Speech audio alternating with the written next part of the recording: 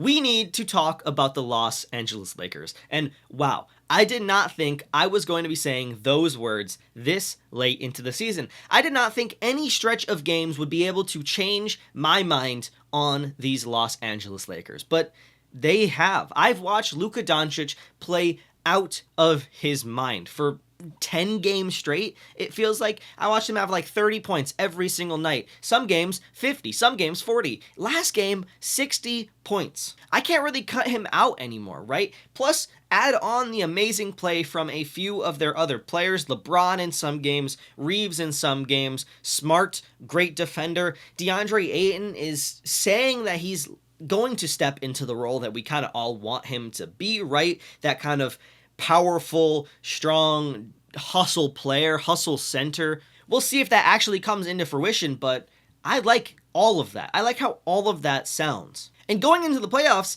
it seems like they have some pretty decent matchups at their disposal. Now, hold on to that for 1 minute, because we need to talk about these past few games. The Lakers just went through one of the toughest stretches of the entire season. And I was looking at this stretch of games and I was saying to myself, hey, this will be a test for this Lakers squad. If they can get through here with just a few wins, I'd be happy if I was a Lakers fan. I'd have a little bit of pride if I was a Lakers fan. But man, they have gone through this stretch of games with wins on top of wins, on top of wins. They've beat great teams. Now here's their past few games. Golden State, Sacramento, and New Orleans. Obviously, all whatever games. They won all of those, then they lost to Denver. Completely fair, Denver is a great team, but look at this stretch here. They beat the Pacers, obviously, but then they beat the Knicks by a ton. They held them to 97 points. LUKA scored 35. They beat the Timberwolves for the third time this season, I believe.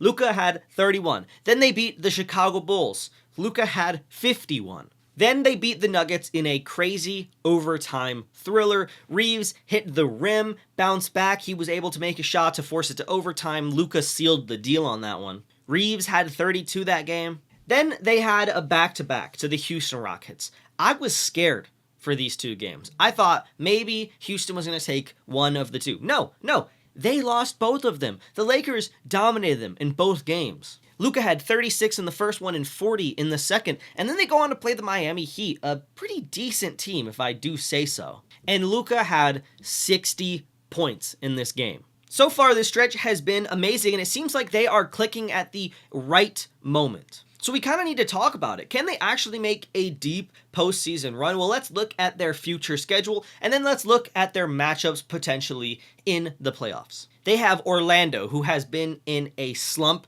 as of recent. I have the Lakers winning this game. Then they have the Pistons without Cade Cunningham. I have them winning this. 3 easy games in the Pacers, the Nets, and the Wizards. Now, it gets a little scary when they verse the Cavs, the OKC Thunder, Dallas, and then the OKC Thunder again. We will see if they can actually beat a great team like OKC. And then 3 easy games to finish off the year. Golden State probably without Curry, the Suns, and the Jazz. Now, do not scoff at this team at all. Over the past 10 games, they have had the 2nd best offensive rating in the league and the 10th best defensive rating in the league. They have been playing hardcore defense, and that's rare for this team.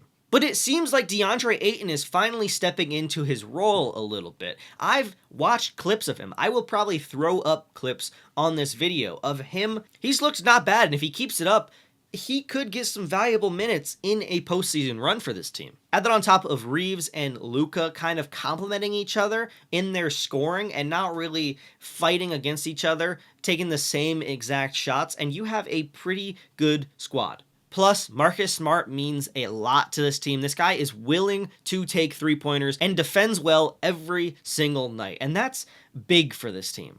They have a few decent bench pieces, Hayes, LaRavia, right? So I don't know. I was on the bandwagon of saying, hey, this team is not built for a postseason run, but then some teams got injured. Some teams dropped on my tier ladder, and they are versing those teams in the playoffs. Currently, if the season ended today or in the next few games, they would be versing one of these 3 teams: the Houston Rockets, the Denver Nuggets, or the Minnesota Timberwolves? Now let's get the easy ones out of the way. If they verse the Timberwolves, I would have the Lakers winning this. The Timberwolves just do not have enough firepower to compete with the Lakers. The Lakers have too much scoring. They have too much playmaking on this team. Everyone on this team can get something started. And that's too much to handle for a Timberwolves team who just has not really clicked all season.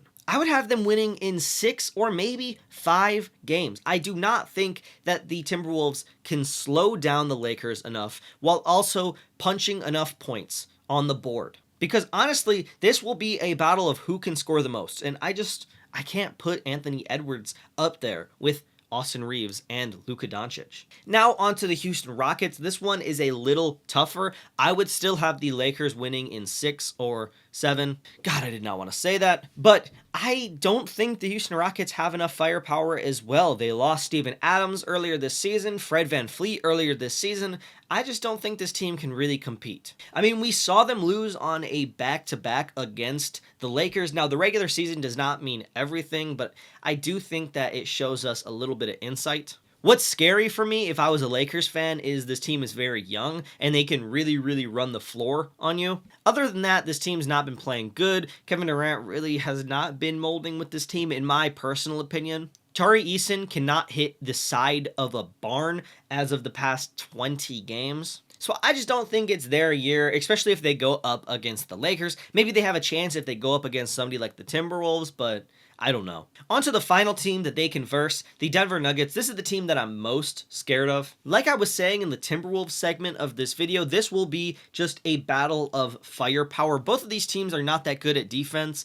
I do think the Lakers can lock in more than the Denver Nuggets on defense when needed. But listen, I don't know. I can't really pick the Lakers based on history. We've seen the Nuggets dismantle this team every single year since 2020. The Nuggets are in a slump. Sure, I'm not really high on them at all. I have to make a video about them because I've been so confused at what I've been watching recently. But they have Jokic, they have Jamal Murray, they have some pretty decent players on this squad. I really like this roster on paper.